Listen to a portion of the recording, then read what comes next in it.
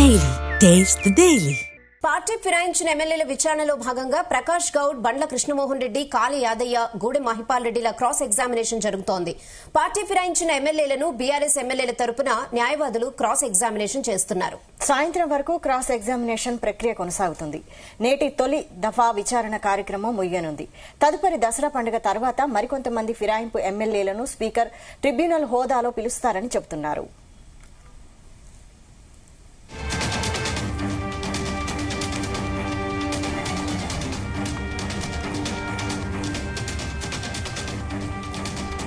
ఇదే విషయంపై మరిన్ని అప్డేట్స్ అసెంబ్లీ నుంచి సతీష్ లైవ్ లో అందిస్తారు. ఎస్ సతీష్.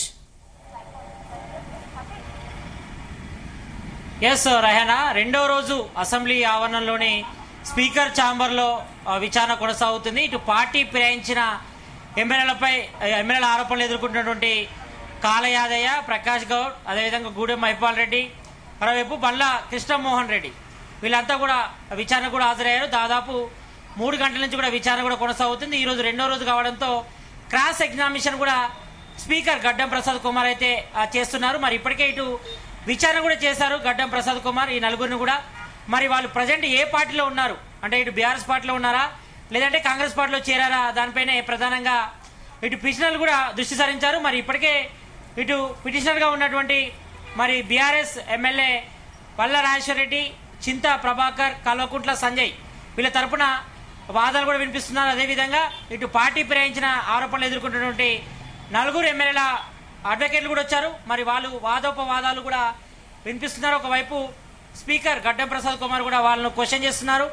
మరి పార్టీ ఫిరాయింపులకు సంబంధించిన ఎమ్మెల్యేలపై కూడా మరి ఇప్పటికే సుప్రీంకోర్టు అయితే తీర్పునిచ్చింది. మరి 3 నెలల లోపు అసెంబ్లీ స్పీకర్ నిర్ణయం తీసుకోవాల్సి ఉంటుంది. మరి స్పీకర్ నిర్ణయమే తుది నిర్ణయం. మరి ఇప్పటికే 1.5 అవర్ ముగిసింది కాబట్టి మరి వీళ్ళ భవిష్యత్తు ఏం తెలియనుంది. మరి వాళ్ళపై వేటు వేస్తారా లేదంటే వాళ్ళు బీఆర్ఎస్ పార్టీలోనే కొనసాగుతున్నట్టు చెప్తారా అనేపైనే ప్రజెంట్ సర్వర్తో ఉత్కంఠ నెలకొందని చెప్పుకోవచ్చు. మరి ప్రజెంట్ అయితే మాత్రం ఇటు పార్టీ ఫిరాయింపు ఆరోపణలు ఎదుర్కొంటున్నటువంటి 4 ఎమ్మెల్యేలు ఇటు ప్రకాష్ గౌడ్తో పాటు కాళీ యాదయ్య, గూడెం మహిపాల్ రెడ్డి, అదేవిధంగా బండ్ల కృష్ణమోహన్ రెడ్డి వీళ్ళంతా కూడా రెండో రోజు విచారణకు హాజరయ్యారు. మరి వాళ్ళు ప్రధానంగా ఒకటి చెప్తున్నారు, తాము బీఆర్ఎస్ పార్టీలోనే ఉన్నామని చెప్తున్నారు. ఒకవైపు సీఎం రేవంత్ రెడ్డిని ఈ మధ్యకాలంలో కలిసినప్పుడు మరి నియోజకవర్గ అభివృద్ధి కోసమే, సంక్షేమం కోసమే తాము సీఎం రేవంత్ రెడ్డి కలిసామని, మరి తాము దేవుని కండువ కప్పుకున్నామనే విషయాన్ని కూడా వాళ్ళు చెప్పారు.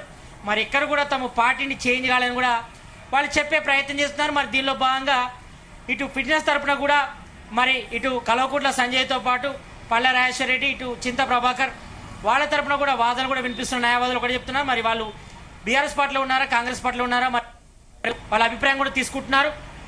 అదేవిధంగా మరి సీఎం రేవంత్ రెడ్డి కలిసిన విషయంపై కూడా వాళ్ళు ప్రస్తావించడం జరిగింది. కొన్ని వీడియోస్ కూడా పెట్టి మరి వాళ్ళు కొన్ని కాంగ్రెస్ సంబంధించిన యాక్టివిటీలో కూడా పాల్గొన్నట్టుగా కొన్ని వీడియోస్ కూడా మరి బీఆర్ఎస్ తరఫున అడ్వకేట్లు కూడా చూపించడం జరిగింది. మరి దీనిపై కూడా విచారణ జరుగుతుంది.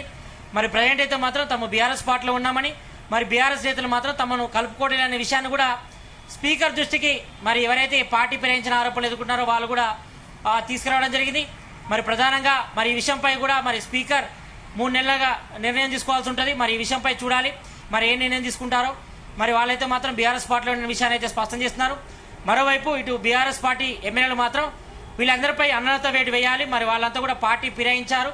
మరి సీఎం రేవంత్ రెడ్డిని నేరుగా కలిశారు. అదేవిధంగా కాంగ్రెస్ సంబంధించిన యాక్టివిటీలో కూడా పాలు పంచుకుంటారనే విషయాన్ని కూడా స్పీకర్ దృష్టికి మరి ఇటు పిటిషనర్లు కూడా వాళ్ళ వాదనలు కూడా వినిపిస్తున్నారు. కాబట్టి మరి ఈ 2 వాదనలు విన్న తర్వాత క్రాస్ ఎగ్జామినేషన్ కూడా జరుగుతుంది ఒకవైపు. మరి ఈ రోజు అయితే ఈ 4 ఎమ్మెల్యేల విచారణ అయితే పూర్తి అవుతుంది. మరి మిగతా 6 మంది ఎమ్మెల్యేలు ఉన్నారు. ఇటు ఖైరతాబాద్ ఎమ్మెల్యే దారా నాగేంద్రతో పాటు, అదేవిధంగా ఇటు స్టేషన్ గన్పూర్ ఎమ్మెల్యే కడియం సిఆర్తో పాటు ఇటు పోచారం శ్రీనివాసరెడ్డి, అదేవిధంగా మరోవైపు ఇంకా మిగతా మంది ఎమ్మెల్యేలు ఉన్నారు. మరి వాళ్ళ విచారణ కూడా త్వరలో జరుగుతుంది. మరి ఈ నెల 6 వరకు కూడా విచారణ కూడా చేపడతారు. మరి రేపు దసరా కావడంతో రేపు హాలిడే, ఎల్లుండి మళ్ళీ విచారణ కంటిన్యూ అవుతుంది. మరి మిగతా 6 మంది ఎమ్మెల్యేలకు మరి స్పీకర్ ఈరోజు నోటీసులు అయితే జారీ చేస్తారు. జారీ చేసిన తర్వాత మరి వాళ్ళు ఎప్పుడెప్పుడు హాజరు కావాలి, ఎప్పుడు క్రాస్ ఎగ్జామినేషన్ చేయాలనిపై కూడా ఈరోజు సాయంత్రం స్పీకర్ నిర్ణయం తీసుకుంటారు. మరి ఈ రోజు రెండో రోజు మాత్రం ఈ 4 ఎమ్మెల్యేల విచారణ అయితే జరుగుతుంది. మరి ప్రజెంట్ అయితే మాత్రం మరి మిగతా 6 మంది ఎమ్మెల్యేల విచారణ మాత్రం ఈ నెల 3 నుంచి 6 మధ్య జరుగుతుంది.